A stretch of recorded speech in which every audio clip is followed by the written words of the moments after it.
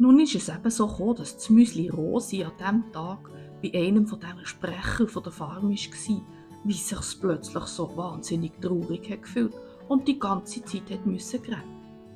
Die Zauberin und ihr Vater haben natürlich versprochen, dass sie da sofort einen Zaubertrank machen, um gegen die Traurigkeit vorzugehen. Aber der Zaubertrank hat nichts genützt. Das war komisch. Am nächsten Tag ist es sogar passiert, dass die Katze Mutzli zu den Sprechern von der Farm ist gegangen und auch gesagt hat, es fühlt sich so wahnsinnig traurig.